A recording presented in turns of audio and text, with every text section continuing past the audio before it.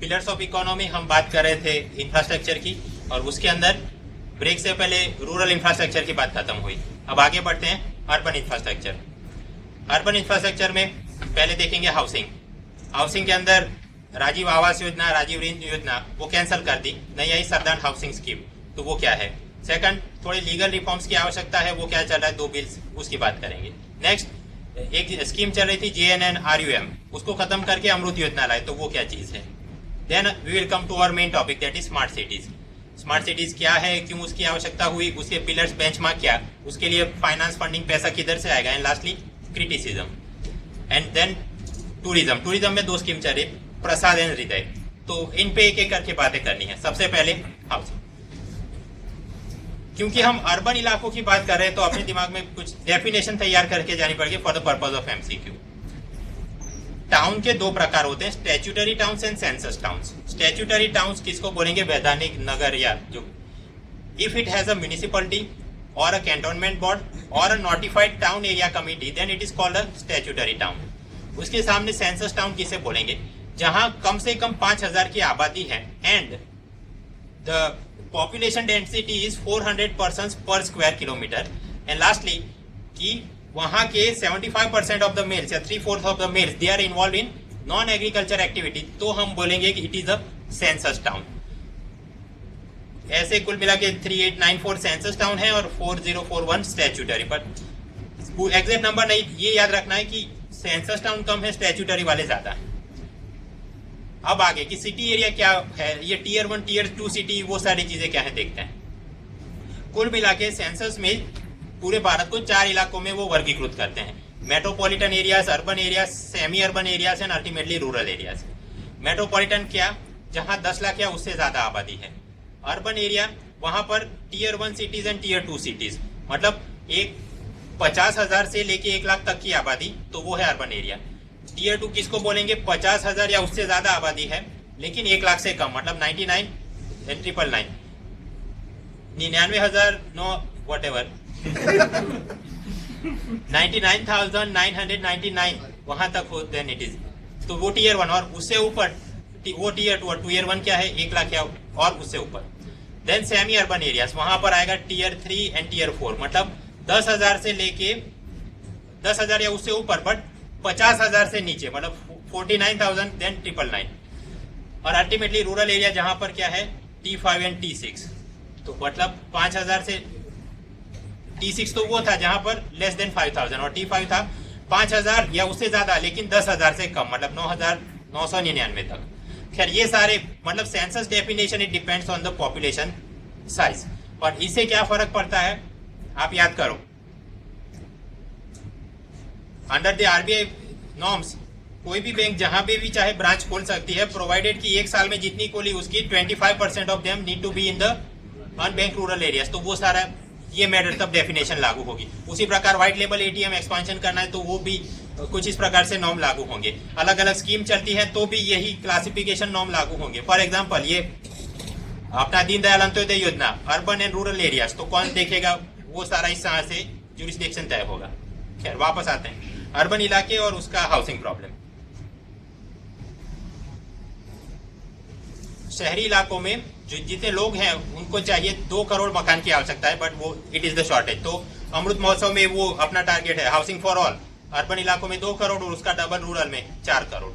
एक बात। Second thing, ये economically weaker section and low income groups, गरीब लोग, उनको भारत में मकान खरीदने के लिए लोन लेने में दिक्कत रहती है, जितनी जरूरत है उतनी लोन नहीं मिलती compare to the amount that goes in China, Thailand, Malaysia, वहां के गरीब लोगों को जितना पैसा मिल जाता है। लास्टली कि अगर लोन भी मिल गया और कुछ मकान वगैरह बनाना है व्यक्ति ने खुद भी या बिल्डर के द्वारा, तो as per the World Bank 2015 ease of doing business report, construction permit के मामले में विश्व के 189 कंट्रीज में अपना नंबर है 184। क्यों?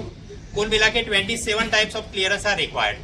अगर आप साउथ एशिया के दूसरे देशों में देखो तो हार्डली 14 और OECD में hardly 12 type of clearance required, तो बहुत सारा समय इसमें वेस्ट हो जाता है। तो मतलब एक तो फाइनेंस की तकलीफ है, दूसरा क्लियरेंस की तकलीफ है, एंड लास्टली महंगाई बहुत बढ़ रही है। चीज वस्तुओं के दाम में कितनी महंगाई, तो वो WPI CPI से हम देखते हैं। मकानों में क्या महंगाई आ रही है वो कौन देखती है, नेशनल हाउसिंग बैंक, ये क्या है, एक प्रकार की आई ऑल इंडिया फाइनेंशियल इंस्टीट्यूशन, और इसका मालिक कौन है, आरबीआई 100%, राइट। तो ये एनएचबी वाले अपना इंडेक्स निकालते हैं, it is called Residex index. It covers the inflation in the residential prices, और बाय डिफॉल्ट पूरे भारत में वो बड़ा है। सबसे ज्यादा कहाँ पे बड़ा, चेन्नई और अहमदाबाद में। कुछ इलाकों में दाम गिरे हैं रियल एस्टेट के, कौन से, मेरठ एंड चंडीगढ़। खैर, तो हाउसिंग की समस्या और उसके खिलाफ लड़ने के लिए आप क्या करोगे। हमने देखा 2022 में आजादी के 75th एनिवर्सरी और उसके वक्त अपना अमृत महोत्सव, सभी को मकान देना है, अर्बन एरिया में 2 करोड़, रूरल एरिया में उसका डबल 4 करोड़। उसे लागू करने के लिए अर्बन इलाकों में क्या, अक्टूबर 2014 में निकाली सरदार पटेल अर्बन हाउसिंग मिशन, और ये निकालने पर बैकएंड में जो पुरानी योजनाएं चल रही थी वो खत्म कर दी। 2 योजनाएं खत्म कर ली। एक तो थी राजीव आवास योजना, ये 2 फेज में लागू करनी थी झुग्गी झुपड़ियों को हटाने के लिए। पहले फेज में असेसमेंट करना था और दूसरे फेज में उसका रिहेबिलिटेशन करना था। तो ये Rajiv Awas Yojana for the purpose of slum rehabilitation, उसको खत्म कर दिया। दूसरी चल रही थी राजीव ऋण योजना, ये economically weaker section and low income group, इनको इंटरेस्ट पे, जो ब्याज पे लोन लेते हैं उसमें थोड़ी मदद करने के लिए राजीव ऋण योजना चल रही थी। ये दोनों को खत्म करके वो सारे प्रोविजन कहाँ पे फिट है, Sardar Patel urban housing mission में। इसे कौन लागू करता है, मिनिस्ट्री ऑफ अर्बन डेवलपमेंट नहीं, ministry of housing and urban poverty alleviation. याद रहेगा, हर एक जगह पे सरदार अर्बन मिशन है तो ये नहीं कि urban development, it is for the purpose of housing, तो ये वाली मंत्रालय देख रहा है। क्या प्रोविजन थे जो राजीव आवास और ऋण योजना में थे, वही सारी बातें। कैसे गरीब लोगों को लोन पे पैसा देंगे तो इंटरेस्ट सब्सिडी दी जाएगी, फिर इनके लिए जो भी हाउसिंग अपार्टमेंट है तो वो पब्लिक प्राइवेट पार्टनरशिप से बनाए जाएंगे। फिर मिडिल क्लास उन्होंने होम लोन में कुछ लिया है तो उस पे उसके ब्याज पे वो टैक्स बेनिफिट्स वगैरह दिए जाएंगे। नया क्या चल रहा है, फरवरी 2015 में ये बात चली कि सरकार ये सोच रही है Sardar Patel urban housing mission का भी नाम बदल के कुछ और करें, so that it can reflect this thing, Amrit Mahotsav और 2022 और सब पर मकान वो कुछ करना है। खैर, तो मेन पर्पज यहाँ पे स्कीम कौन सी, हाउसिंग के लिए सरदार पटेल अर्बन हाउसिंग मिशन। अब ठीक है, आपने मकान बना दिए, लेकिन मकान अकेले बनाने से काम खत्म नहीं होता। Some legal reforms are required, क्योंकि ये नहीं होगा कि सभी लोगों को मकान मिल जाएगा, कुछ तो भाड़े पे घूमते रहेंगे। तो उनके लिए ये टेनेंसी एक्ट, उसके अंदर रेंट कंट्रोल, वो कहाँ पे रिफॉर्म करोगे। सेकंड, मिडिल क्लास फैमिली वो बिल्डर से कोई प्रोजेक्ट अपार्टमेंट वगैरह खरीदते हैं तो उनका जो भी गलत होता है वो शोषण को रोकने के लिए रियल एस्टेट डेवलपमेंट बिल 2015। तो ये अर्बन हाउसिंग के लीगल रिफॉर्म्स में 2 पे कुछ थोड़ी थोड़ी चर्चा करते हैं। First is this tenancy reforms. Tenancy rent control ये क्या है, मकान मालिक है और सामने देयर इज अ टेनेंट, किराएदार है, उनके बीच जो भी चल रहा है। ज्यादातर राज्य रेंट कंट्रोल एक्ट 1948 फॉलो करते हैं। उसके अंतर्गत ये राज्य सरकार तय करेगी कि मैक्सिमम रेंट सीलिंग क्या होना चाहिए, इससे ज्यादा मकान मालिक किराया नहीं ले सकता, और इन कंडीशन में मकान मालिक किराएदार को बाहर घर से नहीं निकाल सकता है। दोस्त थिंग्स ज्यादातर वो सारे प्रोविजन इस प्रकार के हो गए हैं कि क्योंकि जितने मकान मालिक है उससे ज्यादा किराएदार हैं, सो वोट बैंक इज किराएदार, उनको राजी रखने के लिए रेंट का सीलिंग कभी वो बढ़ाते नहीं। 10,000 20,000 वो तो महंगाई के हिसाब से आपने करना चाहिए, but they are not permitting. Second thing, ऐसे किराएदार को अगर सस्ते में मिल गया तो वो बड़ा भाड़ा देता नहीं, और वही मकान किसी और को वो भाड़े पे घुमाता है। सब लीजिंग वो चल रहा है, और ओरिजिनल मकान मालिक उसको फिर भी निकाल नहीं पा रहा है। एंड रिजल्ट ये होता है कि ऐसे पुराने मकानों का रिनोवेशन नहीं किया जाता, क्योंकि किराएदार ये सोचता है मुझे कब निकाल देंगे पता नहीं, मैं क्यों रिनोवेट करूं। मकान मालिक नहीं निकालता ये सोच के कि ये मकान कब खाली करेगा। एंड रिजल्ट ये मुंबई में बहुत सारी बिल्डिंग कोलैप्स हो जाती हैं। क्यों हो जाती है, ये बैकएंड में कारण है कि जब कोलैप्स हो जाए तो फिर वो लैंड प्रॉपर्टी मकान मालिक की हो जाएगी और वो फिर उस पर कुछ काम कर सके। एंड रिजल्ट कि इस सारे गेम के अंदर मकान मालिकों का भी शोषण हुआ और टेनेंट्स का भी शोषण हुआ। 2015 में केंद्र सरकार ने ड्राफ्ट मॉडल टेनेंसी एक्ट वो अपने साइड पे रखा है, और उस हिसाब से वो सोच रहे हैं कि राज्य सरकार भी अपने अपने एक्ट रिफॉर्म करें। तो देखते हैं कि पुरानी अब तक क्या न्यूसेंस चल रहा है और ये नए ड्राफ्ट टेनेंसी एक्ट में क्या क्या अच्छी बातें हैं। पुराने सिस्टम में तकलीफ क्या थी, अगर किराएदार, एक तो कि मकान मालिक किराया बढ़ाने में बहुत दिक्कत थी, और अगर वो बढ़ा भी दे और वो किराएदार वो पैसा नहीं दे रहा है तो it was very difficult to evict him, फिर कोर्ट में जाना पड़ेगा तारीख पे तारीख, वो सारी मैटर चलती रहे। नए एक्ट में ये बोला गया किराएदार और मकान मालिक के बीच एग्रीमेंट होगा और वो एग्रीमेंट खत्म होने के 3 महीने पहले मकान मालिक बोल सकता है कि अगले साल के एग्रीमेंट के लिए मेरा इतना नया भाड़ा मैं मांगता हूँ। अगर वो सामने वाली पार्टी वो देने के लिए राजी नहीं होगी, then there will be automatic eviction, उसके लिए कोर्ट में जाने की और वो सारी मगजमारी नहीं। तो फर्स्ट थिंग कि नोटिस से 3 महीने पहले आप बोल दो और उसे निकाला जा सकता है अगर वो ऊंचा किराया देने के लिए राजी नहीं।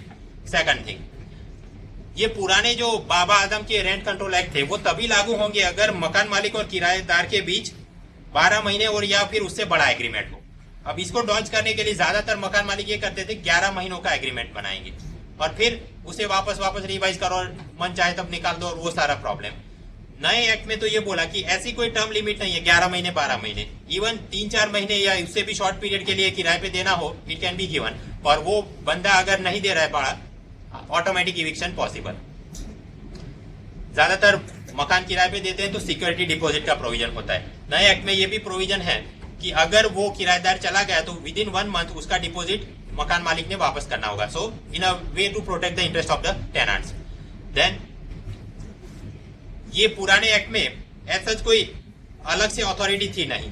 नए एक्ट में हर एक राज्य अपनी रेंट एग्रीमेंट की अथॉरिटी बनाएगा, एक ऑफिस होगी, वहां पर जाके ये मकान मालिक किराएदार अपना एग्रीमेंट रजिस्टर कराएंगे और इस हिसाब से काम चलता रहेगा। कोई डिस्प्यूट होगा तो भी वो सुनेंगे और उसके ऊपर एपिलिएट में हाईकोर्ट के अंदर अलग से रेंट कोर्ट बनाई जाएगी ताकि फास्टर स्पीडी ट्रायल हो सके।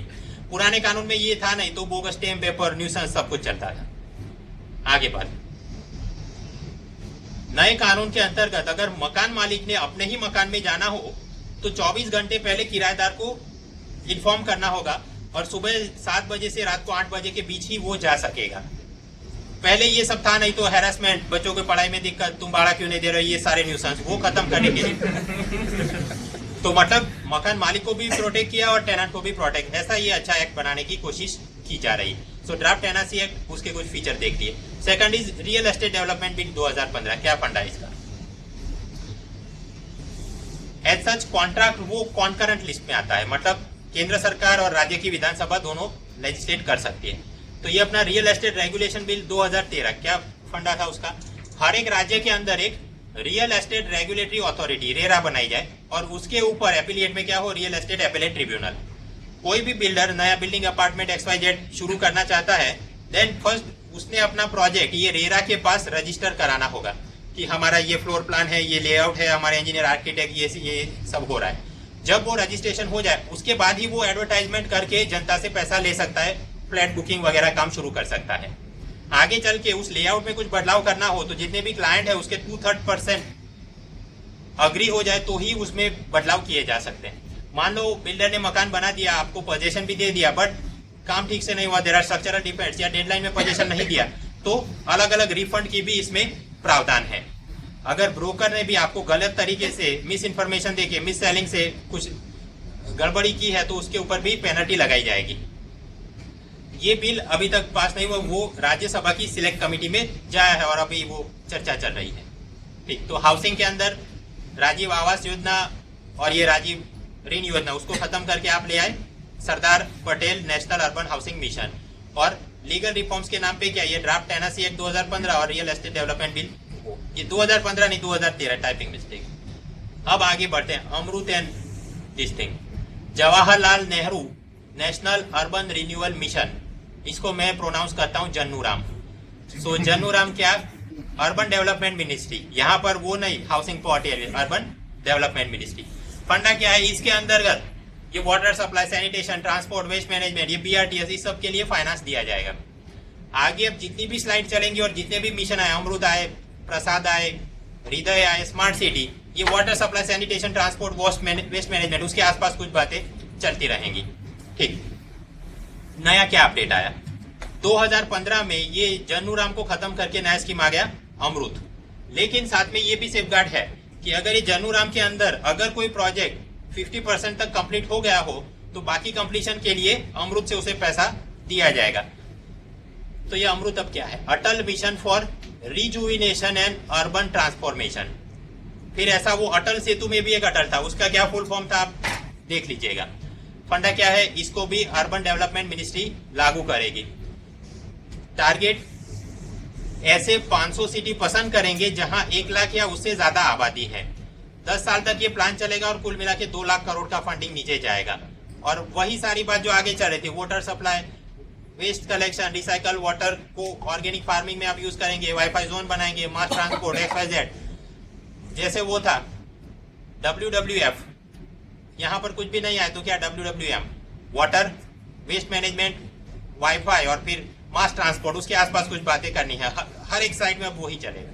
क्या एक नई बात यहाँ पर ये कि जन्नूराम में तो ऊपर आपने प्रोजेक्ट फाइल अप्रूवल के लिए देनी पड़ती थी, यहाँ केंद्र सरकार हर एक प्रोजेक्ट का खुद अप्रेजल नहीं करेगी, वो सारा डिस्क्रिप्शन राज्य सरकारों को दे दिया है। So in a way it promotes cooperative federalism, ऊपर से सारा कंट्रोल नहीं, राज्यों को भी डिस्क्रिशनरी पावर दिए गए। तो अर्बन इंफ्रास्ट्रक्चर हाउसिंग में थोड़ा देख लिया, अमरूद जन्नूराम वो देख लिया। अब आगे बढ़ते हैं अपने मेन टॉपिक पर,